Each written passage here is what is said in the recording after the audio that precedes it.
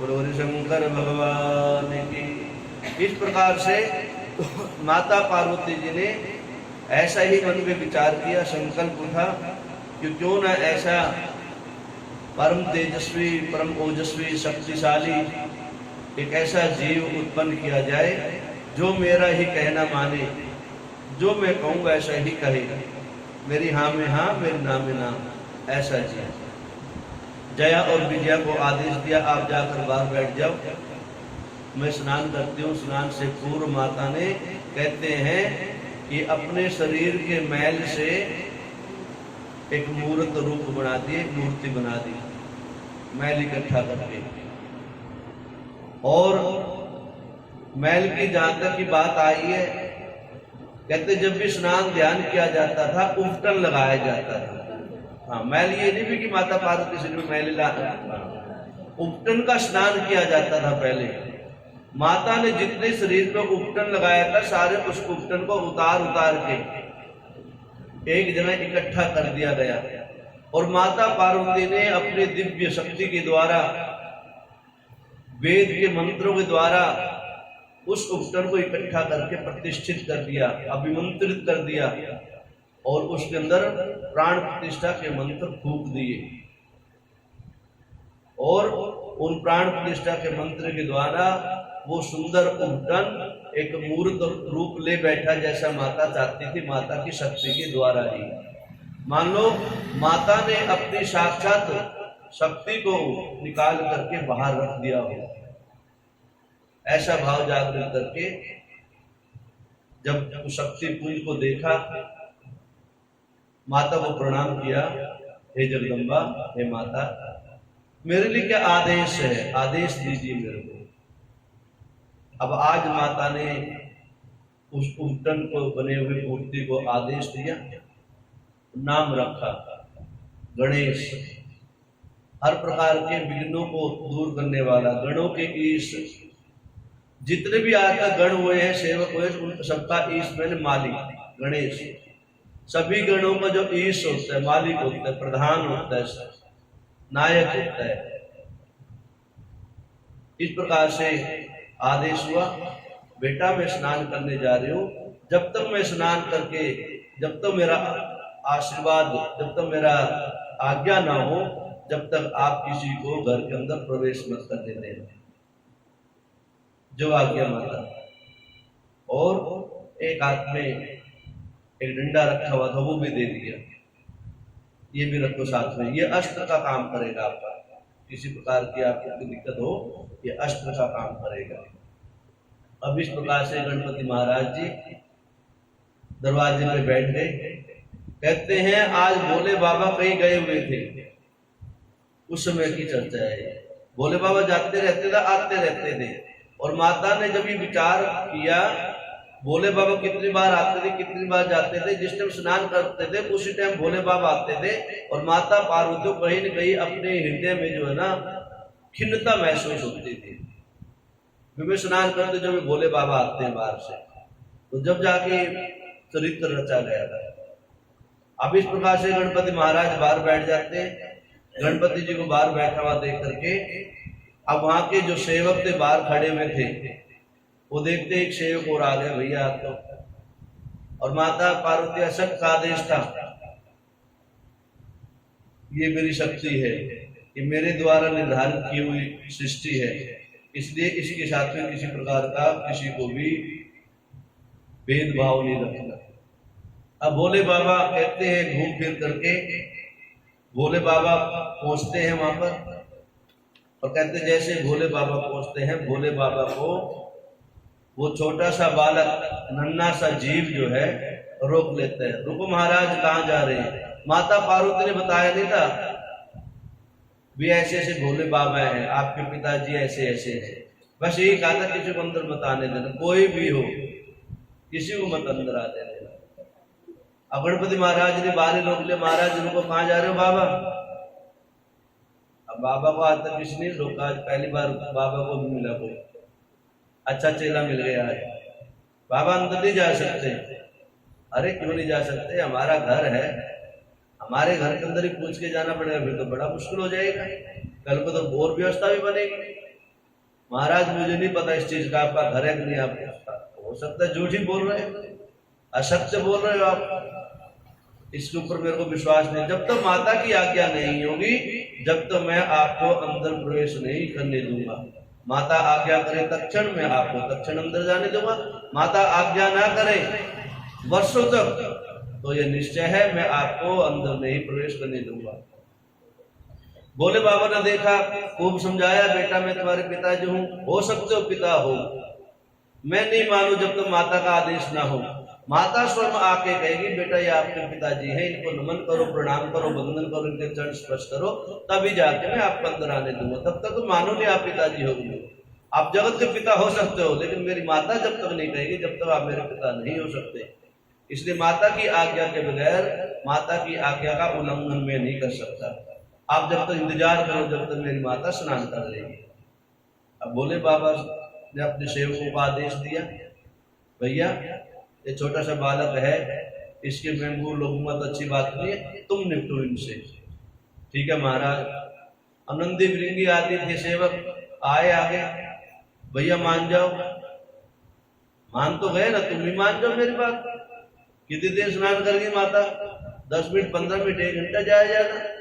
और अब आनंद से नहा रहे, 2 घंटा लगा ली, बैठो आराम से, कुर्सी बिछा रखी है, कोई व्यवस्था कोई व्यवस्था की कमी थोड़े है, आराम से बैठो, पानी पियो, सुस्ता लो शरीर, कोई बात नहीं। अब उधर भोले बाबा भी क्रोध में आवेश में आ रहे, उधर नंदी भृंगी आदि भी, जितने हजारों की लाखों की संख्या में सारे सेवक खड़े हुए बाहर। क्यों? बाबा की जब टोली चलती है ना, ऐसे चलते थे, बाबा अकेले नहीं चलते थे, हजारों की लाखों की संख्या में आगे सेवक चलते थे, चंड मुंड आदि, और हजारों लाखों की संख्या में पीछे चलते, पीछे बाबा चलते थे अलमस्त बिल्कुल। अब देखा सेवकों का आदेश हुआ, नंदी भृंगी आए, भैया मान जाओ, हठधर्मिता नहीं अपनानी चाहिए, भैया माता का सख्त आदेश है, आप ही मान जाओ। नहीं माने, युद्ध हो गया। कहते हैं बड़ा भयंकर युद्ध हुआ, और गणपति महाराज जी ने अपने पास के द्वारा, अपने हथियार के द्वारा सभी दूतों को धराशायी कर दिया, हरा दिया। बार बार सेना आए, बार बार लड़े, बार बार हारे, बार बार आए, बार बार लड़े, फिर हार जाए। अंत तो गत्वा देवादिदेव महादेव को ही ऐसा लगा इस बालक से जीता नहीं जा सकता, इसलिए मैं स्वयं इस बालक का उद्धार करता हूं। महादेव जी पहुंच गए, अपना त्रिशूल उठाया, अस्त्र उठाए, महादेव जी की लगो सारे अस्त्रों को उस बालक ने अपने छोटे से अस्त्र के द्वारा छिन्न और भिन्न कर दिया गया। अब रहा नहीं गया महादेव से, कहते अब अति हो गई, ज्यादा हो गया, अब तो कुछ न कुछ कार्रवाई करनी चाहिए। देवादिदेव महादेव ने कृपा करी और अपने त्रिशूल को आज्ञा दी, इस बच्चे का शिरोच्छेदन कर दो, सिर घट से अलग कर दो। और भगवान भोले बाबा की कृपा से घनघोर युद्ध करते करते एक उस छोटे से बालक का सर धड़ से अलग कर दिया देवादिदेव महादेव ने। बोलो शंकर भगवान की। अब इस प्रकार से सिर को अलग कर दिया, और पूरे पर्वत के ऊपर हाहाकार मच गया, शोर हो रहा था, बहुत जोर जोर से चिल्ला रहे थे राक्षस लोग, वो सेनापति लोग सारे। तो देखा माता पार्वती जब तक स्नान करके आ गई, और माता पार्वती ने जैसा दृश्य देखा, उस दृश्य को देख करके माता पार्वती बड़ी अचंभित हुई और बड़ी ग्लानि महसूस हुई, और माता पार्वती को क्रोध का आवेश आ गया, क्रोध से भर गई, और सबको क्रोध भाव से जो है डांट रही है।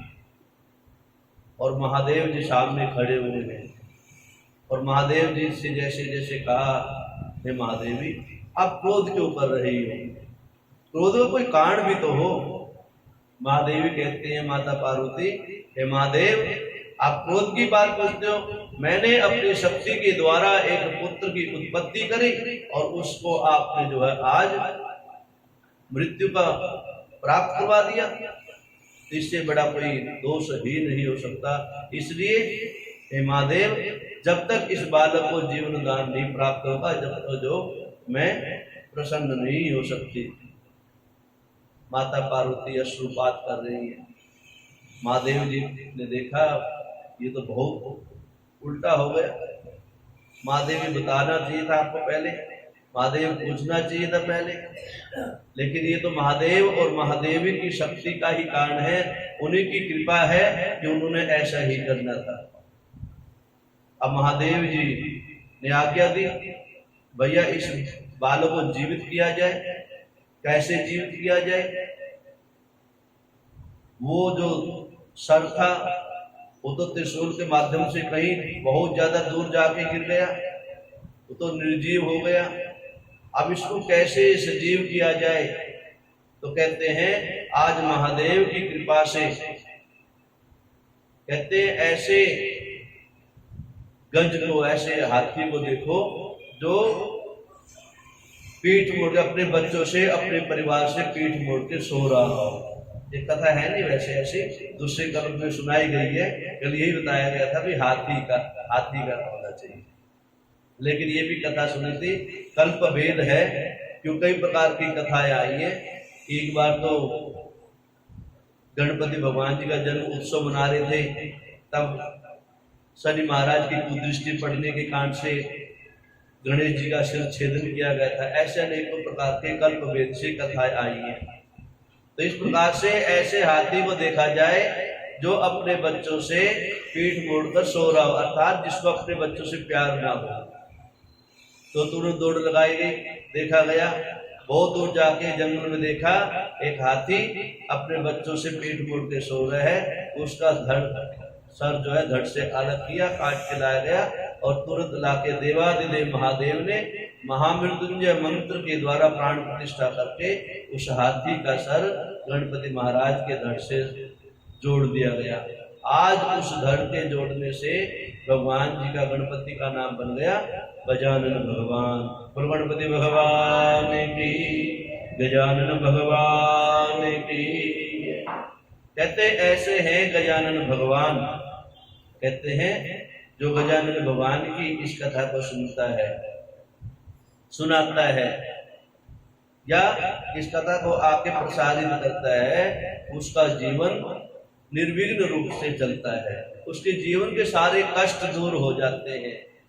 माता पार्वती प्रसन्न हो गई, गोद में लाला को बिठाया, उनके मस्तक को चूमा, आरती उतारी, माला पहनाई, टीका लगाया, काजल लगाया और अनेकों प्रकार से गणपति भगवान जी का पूजन करके आसन पे बिठा करके देवादि महादेव जी प्रवेश कर गए अपने घर के अंदर।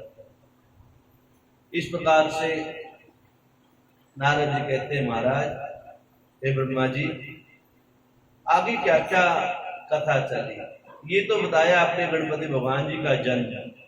कहते मैंने सुना है ऋषियों के द्वारा, संतों के द्वारा कि गणपति भगवान जी की शादी भी हुई और उनके बच्चे भी हुए।